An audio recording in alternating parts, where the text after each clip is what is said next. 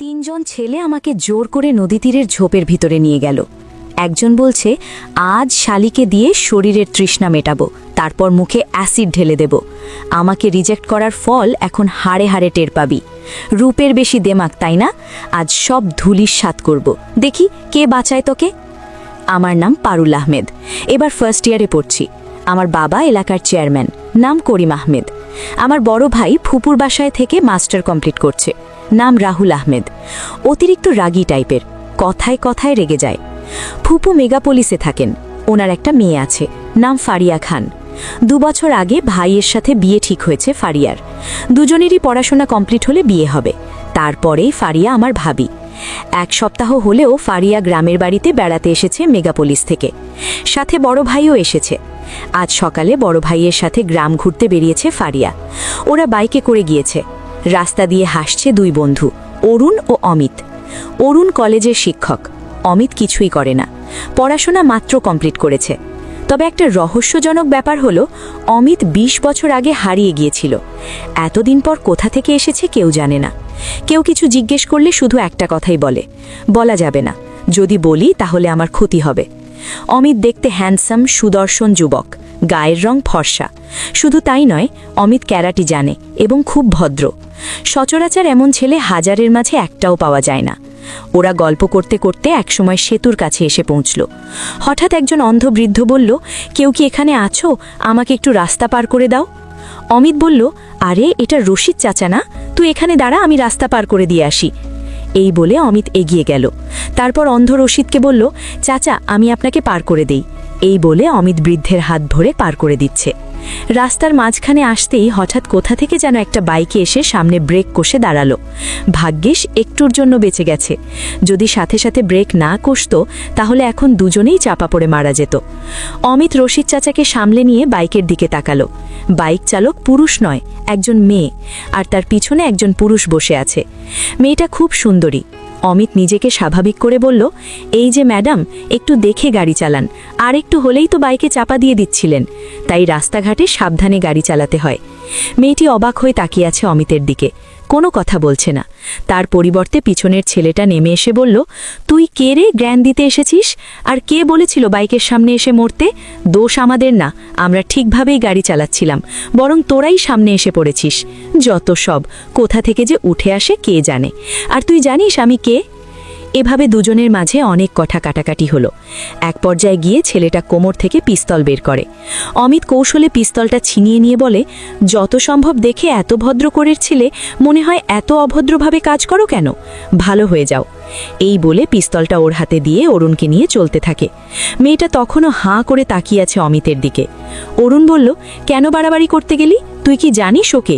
ও হচ্ছে চেয়ারম্যানের ছেলে রাহুল, মানুষ হিসেবে ভালো না। ওরা রাহুল তোকে ছেড়ে কথা বলবে না। এখন দেখ সামনে কি কি হয়। অমিত বলল, যা হবার পরে দেখা যাবে, আমি অন্যায়কে প্রশ্রয় দেই না, সেটা তুই ভালো করেই জানিস। শোন না, একটা কথা বলার ছিল, ভাবছি কাল একটু নানার বাড়ি যাব, আমি আসছি পর্যন্ত এখনও যাইনি। অরুণ বলল, যা, তবে সাবধানে, তোর নানার বাড়ির গ্রামের আগের গ্রাম রাহুলদের, তাই একটু সাবধানে যাবি। সেদিনের মতো বিদায় নিয়ে যে যার বাড়ি চলে গেল। পরের দিন কথা অনুযায়ী অমিত নানাদের বাড়ি গেল। যাবার সময় রাহুল দেখেছিল অমিতকে, কিন্তু কিছু বলেনি। অপেক্ষায় আছে আসার সময় শায়েস্তা করবে বলে। যেমন ভাবা তেমন কাজ। 5 দিন থেকে অমিত বাড়িতে ফেরার সময় রাহুল তার বন্ধু বান্ধব নিয়ে অপেক্ষায় ছিল। দুপুরের দিকে অমিত ওদের গ্রামের ওপর দিয়ে যাচ্ছিল। হঠাৎ এমন সময় 4-5টা ছেলে অমিতকে ঘিরে ধরল। অমিতও কম যায় না, ছেলেগুলোকে আচ্ছা করে পিটাই করল। হঠাৎ রাহুল পিস্তল বার করে, সেটাও কৌশল করে ছিনিয়ে নেয়। তারপর রাহুলের হাত লক্ষ্য করে একটা গুলি করে। ওদের মারামারির সময় রাস্তা দিয়ে যাওয়া সব লোক দাঁড়িয়ে দেখছে। তাদের মাঝে কখন যে চেয়ারম্যান করিম আহমেদ এসে দাঁড়িয়েছে সেটা কেউ লক্ষ্য করেনি। সাথে ফারিয়াও ছিল। সবাই অবাক হলো অমিতের ফাইটিং দেখে। একাই 5 জন ছেলেকে শায়েস্তা করল। চেয়ারম্যান শুধু দেখে গেল, কিন্তু এগিয়ে গিয়ে ছেলেকে ধরল না। অমিত পিস্তল রাহুলের হাতে দিয়ে বলল, আমি ইচ্ছে করলে পুলিশ ডেকে তোমাকে হাজতে পাঠাতে পারি, কিন্তু আমি সেটা করব না, তাই বলছি ভালো হয়ে যাও। এই বলে চলে গেল। অমিত চলে যাওয়ার পর চেয়ারম্যান সাহেব এগিয়ে এসে ছেলেকে খুব বকা দেয়। তারপর হাসপাতালে নিয়ে যায়। 5 বন্ধুকে ভর্তি করানো হয় হাসপাতালে। বাড়িতে ফিরে অমিত মায়ের প্রশ্নের মুখোমুখি হতে হলো। সারা শরীরে মাটি লেগে আছে দেখে রীনা দেবী ছেলেকে বলল, কিরে তোর শরীরে এত মাটি কেন? অমিত মিথ্যে বলা একদম পছন্দ করে না, তাই মাকে সত্যিটাই বলতে হলো। সব শুনে রীনা দেবী খুব চিন্তায় পড়ে গেলেন, কারণ তিনি জানেন চেয়ারম্যান লোক ভালো না। ছেলেকে সাবধানে থাকিস বলে ফ্রেশ হয়ে আসতে বলল। অমিত নিজের রুমে গিয়ে পকেটে হাত দিয়ে দেখে মোবাইল নেই। মনে মনে ভাবছে হয়তো মারামারি করার সময় ওখানেই পড়ে গেছে। অমিতের আন্দাজটাই ঠিক। মারামারি করার সময় ফোনটা যখন পড়ে যায় সেদিকে কারো লক্ষ্য না থাকলেও ফারিয়ার ছিল, তাই সে সবার চোখের আড়ালে গিয়ে ফোনটা উঠিয়ে নেয়। এদিকে অমিত ফ্রেশ হয়ে খাবার শেষ করে অরুণদের বাড়ি গেল।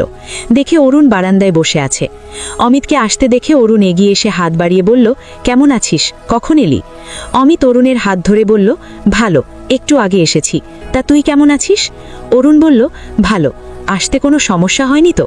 অমিত বলল, হয়েছে, সব বলবো, চল আগে জলাশয়ের পাড়ে গিয়ে বসি। তারপর দুই বন্ধু জলাশয়ের পাড়ে গিয়ে বসে। অমিত বলতে আরম্ভ করল, কি কি হয়েছে আসার সময়। সব শুনে অবাক হয়ে বলল, তোর তো সাহস কম না? চেয়ারম্যানের এলাকায় গিয়ে চেয়ারম্যানের ছেলেকে মেরেছিস? বাপরে, তোর সাহস আছে বলতে হবে। অমিত বলল, বাদ দে এসব কথা, তোর ফোনটা দে, আমার ফোনে কল করে দেখি কেউ ধরে কিনা। অরুণ ফোনটা দিল। ওইদিকে আমি কলেজ থেকে ফিরে ফারিয়ার থেকে সব শুনে রীতিমতো রেগে গেলাম। আমার ভাইকে মেরেছে, আমার বাবার চেয়ারম্যান নিশ্চয়ই সেটাও জানে। বাবা সব কিছু দেখেও কিছু বলল না কেন? না, এত বড় অপমান মেনে নেওয়া যায় না, আমি এর শেষ দেখে ছাড়ব। ফারিয়া ফোনটা বের করে আমাকে দেখিয়ে বলল, এটা ওই ছেলেটার ফোন, মারামারির সময় পড়ে গেছে তাই আমি নিয়ে এসেছি। আমি ফোনটা এক প্রকার ছিনিয়ে নিলাম। তারপর বললাম, এই ফোনটার জন্য নিশ্চয়ই আসবে, তখন ওকে শায়েস্তা করব। এমন সময় ফোনটা বেজে উঠল। আমি রিসিভ করলাম না। আবার ফোন আসতেই রিসিভ করি। আমি কিছু বলার আগে ওই প্রান্ত থেকে বলল, হ্যালো, শুনছেন? আপনার হাতের ফোনটা আমার, আসলে আজ দুপুরে হারিয়ে গেছে, যদি দেন তাহলে আমি নিতে আসতে পারি। আমি বললাম, অবশ্যই, আপনি চলে আসুন চেয়ারম্যান বাড়িতে, আমি চেয়ারম্যানের মেয়ে পারুল বলছি। আপনি কি ফোনটা নিতে আজ আসবেন? অমিত বলল, আপনার যদি সমস্যা না হয় তাহলে আজ আসতে পারি। আমি বললাম, কোনো সমস্যা নেই, আপনি বিকেলের দিকে আসুন। ঠিক আছে বলে ফোন কেটে দিল অমিত।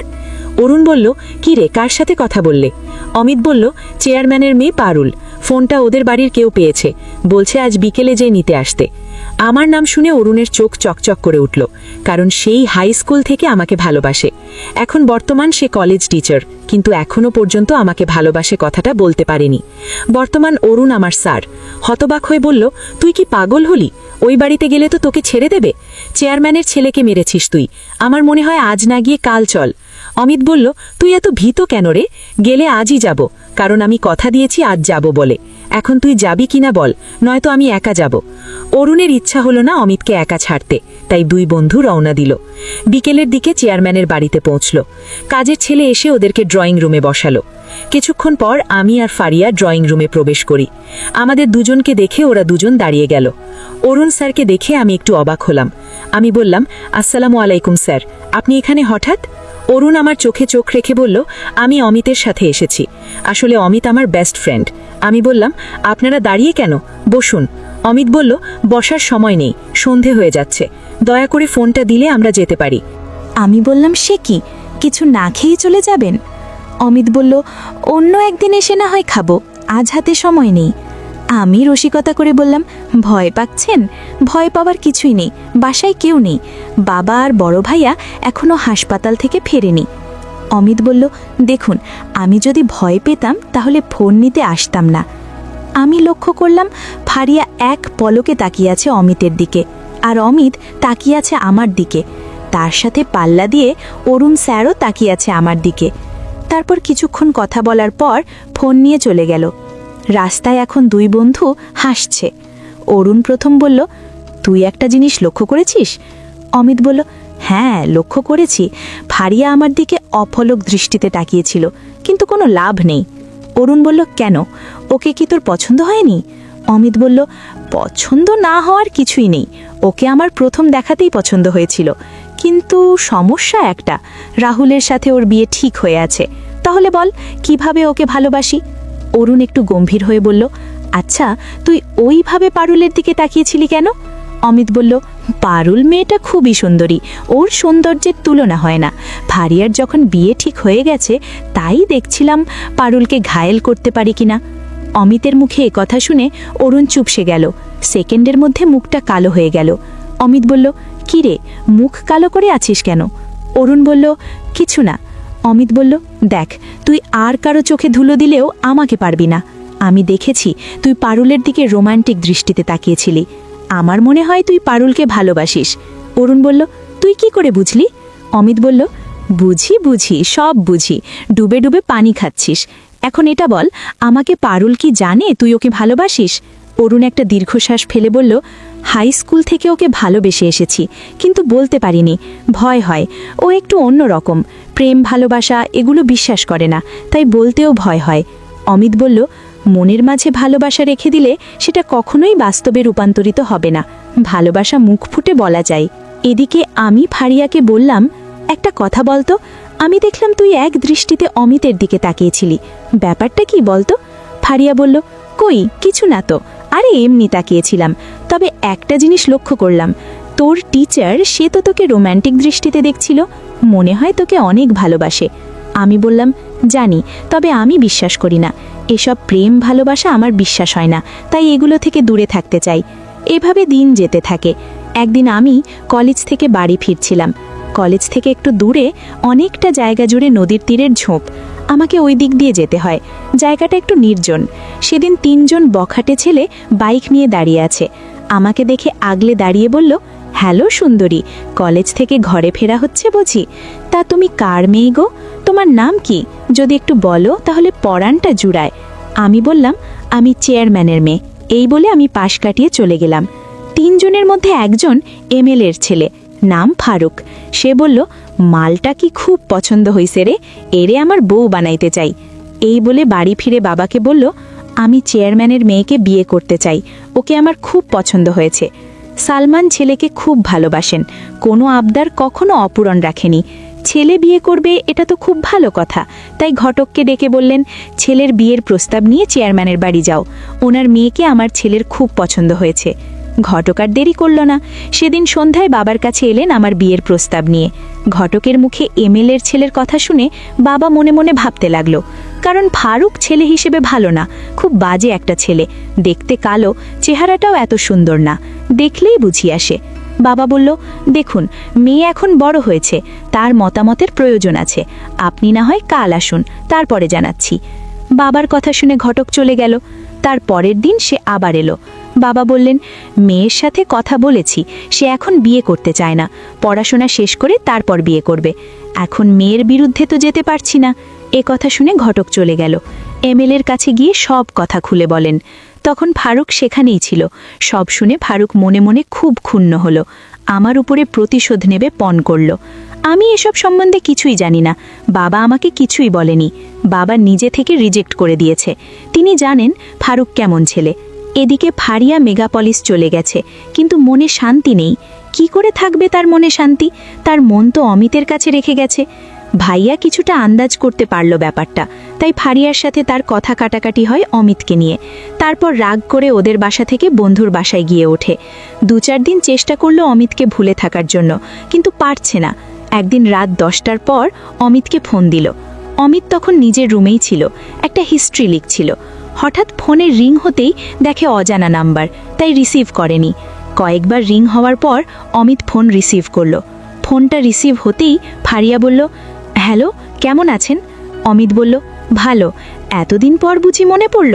ফারিয়া বলল, আপনি আমাকে চিনতে পেরেছেন? অমিত বলল, তোমার কণ্ঠস্বর কি করে ভুলি, দেরি করে হলেও যে তুমি আমাকে ফোন করেছো সেজন্য তোমাকে অসংখ্য ধন্যবাদ। আমি জানতাম তুমি ফোন করবে, আমার নাম্বারটা কোথায় পেলে? ফারিয়া বলল, যখন আপনার ফোনটা আমার কাছে ছিল তখন গোপনে নিয়েছি, আপনার সাথে কথা বলে অনেকটা শান্তি পাচ্ছি। অমিত বলল, তুমি কিন্তু ভুল করছো, অলরেডি তোমার বিয়ে ঠিক হয়ে গেছে, শুধু শুধু আগুন নিয়ে খেলা করো না। ফারিয়া আমার কথা শুনে কান্না জড়িত গলায় বলল, ভালোবাসা কি অন্যায়? অমিত বলল, না, ভালোবাসা পবিত্র, ভালোবাসা আছে বলে দুনিয়াটা বেঁচে আছে। ফারিয়া বলল, সত্যি বলছি, আমি কখন যে আপনাকে ভালোবেসে ফেলেছি আমি নিজেও জানি না। আপনি আমাকে ভালোবাসেন? অমিত বলল, হ্যাঁ বাসি, সেই প্রথম দেখাতেই তুমি আমার মন কেড়েছ, কিন্তু যখন শুনেছি তোমার বিয়ে ঠিক হয়ে গেছে তখন থেকে নিজেকে সামলিয়ে নেওয়ার চেষ্টা করছি। ফারিয়া বলল, পেরেছেন নিজেকে গুটিয়ে নিতে?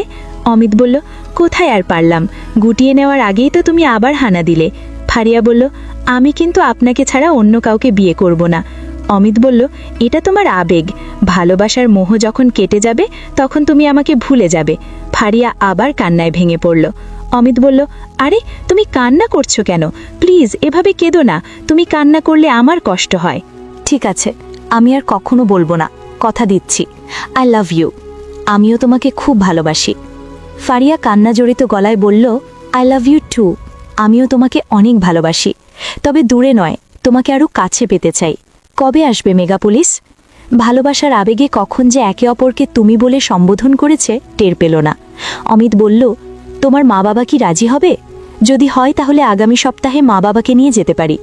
এ কথা শুনে ফারিয়া খুব খুশি হয়ে বলল, সত্যি তুমি তোমার মা বাবাকে নিয়ে আসবে? অমিত বলল, অবশ্যই। এভাবে আরও কিছুক্ষণ কথা বলে অমিত ফোন কেটে দিল। তারপর থেকে শুরু হলো তাদের প্রেমের গল্প। এসবের কিছুই আমি জানি না। অনেকদিন কলেজ বন্ধ থাকার পর আজ আমি কলেজে গেলাম। কলেজ ছুটির পর বাসায় ফিরছিলাম। নদী তীরের ঝোপের ধারে আসতে হঠাৎ 3টে ছেলে ঝোপের পিছন থেকে বেরিয়ে এসে ঘিরে ধরে। চিনতে আর বাকি রইল না ওরা কারা। এমএলএর ছেলে বলল, শালি ভালোই চেয়েছিলাম বিয়ে করতে, আমাকে বিয়ে না করে রিজেক্ট করে দিলি? কিসের অভাব আছে আমার বল? সুন্দরের দেমাগ তাই না? আজ সব ধুলেই মিশিয়ে দেব, তারপর মুখে অ্যাসিড ঢেলে দেব, দেখি এখন তোকে কে বাঁচায়। তারপরে 3 বন্ধু মিলে আমাকে জোর করে ঝোপের পিছনে নিয়ে যায়। জনমানবহীন রাস্তা, কোথাও কেউ নেই আমাকে সাহায্য করার মতো। তারপরেও আমি বাঁচাও বাঁচাও বলে চিৎকার করে যাচ্ছি। ওরা 3 জন আমার উপরে ঝাঁপিয়ে পড়ল, আর আমি নিজেকে বাঁচানোর জন্য প্রাণপণ যুদ্ধ করে যাচ্ছি। অমিতের ভাগ্য ভালো, তাই সেদিন জয়েন্ট লেটার নিয়ে বাড়ি ফিরছিল ওই রাস্তা দিয়ে। হঠাৎ মেয়েলি কণ্ঠে চিৎকার শুনে থমকে দাঁড়ালো। আন্দাজ করার চেষ্টা করল কোথা থেকে আওয়াজটা আসছে। কয়েক সেকেন্ডের মধ্যে অনুমান করে ছুটে গেল। গিয়ে দেখে 3টে ছেলে একটা মেয়ের সাথে ধস্তাধস্তি করছে। দেরি না করে ছেলেগুলোর কলার ধরে পিছনে টেনে জোরে কিক মারা শুরু করে। তাতে করে ছেলেগুলো এদিক সেদিক ছিটকে পড়তে থাকে। এরপর আমার দিকে তাকিয়ে অন্যদিকে মুখ করে নিল। ততক্ষণে ছেলেগুলো আমার কামিজের জায়গায় জায়গায় ছিঁড়ে ফেলেছে।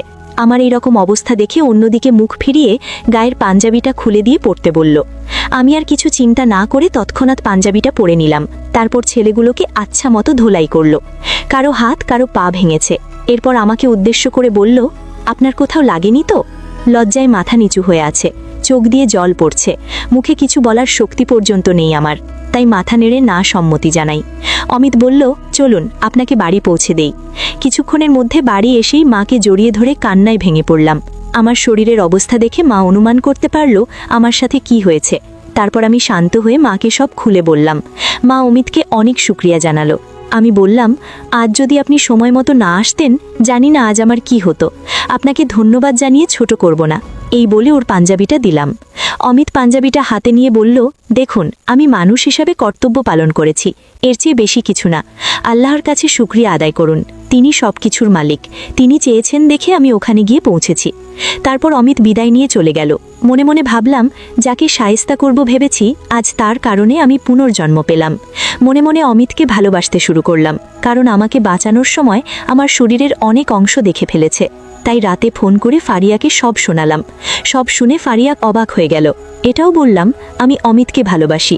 জানি না এই কথা শুনে ফারিয়া কেমন চুপসে গেল। বেশিক্ষণ আর কথা বলল না, ফোন কেটে দিল। তারপরের দিন আমি অমিতকে ফোন দিয়ে সবকিছু বলি। সব শুনে অমিত বলল, দেখুন আমার সৌভাগ্য হতো আমি যদি আপনাকে ভালোবাসতে পারতাম। আপনি আমার জীবনে আসার আগে একজন আমাকে দখল করে নিয়েছে। আমরা একে অপরকে খুব ভালোবাসি, তাই আমি আপনার ভালোবাসা গ্রহণ করতে পারছি না, মাফ করবেন আমাকে। আমরা ভালোবাসায় আবদ্ধ হতে না পারলে কি হয়েছে, আমাদের সম্পর্কটা অন্যভাবেও রাখতে পারি, ভাই বোনের সম্পর্কে। একটা কথা বলছি, মাইন্ড করবেন না। আমার বন্ধু অরুণ আপনাকে অনেক ভালোবাসে, কিন্তু ভয় করে বলতে পারছে না। অরুণ ছেলে হিসাবে ভালো, সে আপনাকে অনেক ভালো রাখবে। এই বলে আমাকে কিছু বলতে না দিয়ে ফোন কেটে দিল। 2 দিন পর আমি কলেজে গেলাম। আসার সময় দেখি অরুণ কলেজের বাইরে দাঁড়িয়ে আমার দিকে তাকিয়ে আছে।